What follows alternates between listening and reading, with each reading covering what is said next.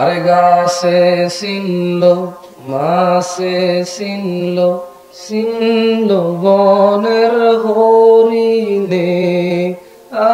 আমরা নবীর উম্মত হইয়া নবী জানরে চিনলাম না। সবাই মারহাবা বলবে, রাইট? আচ্ছা, আরে বলবে ভাই, আপনারা বলিয়েন না, মানে এইভাবেই তো হয় মাহফিল। তো আলোচনার বিষয় কি হবে এটা অত্যন্ত জটিল নির্ধারণ করা, যেখানে সামনে শ্রোতাদের মধ্যে কারো আল্লাহ আরশের উপরে আর কারো আল্লাহ সব জায়গায় বিরাজমান। আল্লাহ দুই রকম এই দেশে,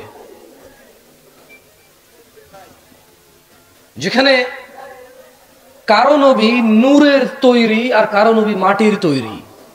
এমন পরিস্থিতিতে বক্তব্য কোন সাবজেক্টে হবে এটা নির্ধারণ করা কঠিন, যেখানে শ্রোতাদের নবী কারো মাটির কারো নূরের, এবং দুইজনের নামই মুহাম্মদ সাল্লাল্লাহু আলাইহি সাল্লাম।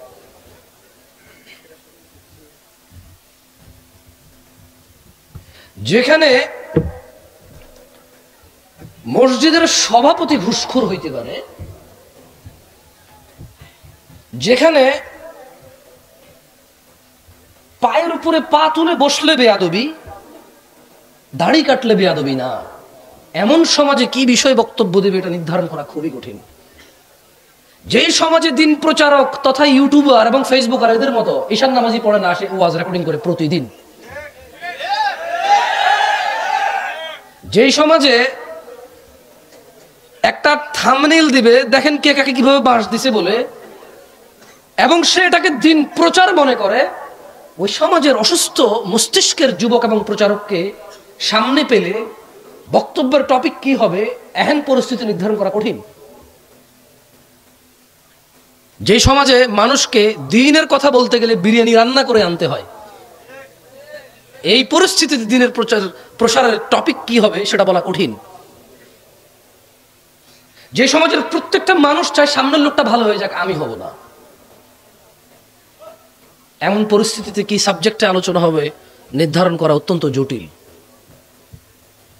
যে সমাজে যদি এখন বলি দাড়ি কাটা হারাম, শুক্রবার আল্লাহর জমিনে যে কটা দিন আছে, ইয়মুল জুমা, জুমার দিন সবচেয়ে উত্তম দিন, তুমি ওই দিনটাকে নির্বাচন করো দাড়ি শেভ করার জন্য, বলবে হুজুর কথা তো ঠিক কইছেন, কিন্তু সে আগামী শুক্রবার যায় শেভ করবে। আবার এমন যুবক এবং এমন মুসলিমদের সামনে কি টপিকে আলোচনা হবে যে দাড়ি কাটা হারাম আপনি বলবেন, আপনাকে বলবে আপনি একদম ঠিক কথা বলছেন, পরের শুক্রবারে যে সে দাড়ি কাটবে, এমন যুবকের সামনে কি বক্তব্য হবে, কি বিষয় নিয়ে আলোচনা হবে।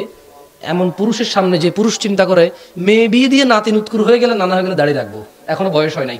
যে সমাজের মানুষের 14 বছর বয়সে দাড়ি ওঠে, সে দাড়ি রাখবে 50 বছর বয়সে, এই সিদ্ধান্ত নেয়। এমন মানুষের সামনে কি বিষয়ে আলোচনা করা হবে সিদ্ধান্ত নেওয়া কঠিন। যে সমাজে প্রত্যেকটা বাপ চায় তার ছেলে হুজুর হয়ে যাক, সে নিজে হুজুর হয়ে যেতে চায় না। রিক্সা চালায়, এক ওয়াক্ত নামাজ পড়ে না, ছেলেকে মাদ্রাসা দিছে কেন? একটু দিন ধর্ম শিখবে, বাট সে নামাজও পড়ে না। যেই সমাজের বাপেরা মনে করে তার ছেলে আলেম হওয়া উচিত, বাট তার না, তার হওয়ার দরকার নাই, এমন বিকৃত মস্তিষ্কের মানুষের সামনে বাজে সিদ্ধান্ত নেওয়া মানুষগুলোর সামনে বক্তব্যের আলোচনা কি হবে বলা মুশকিল।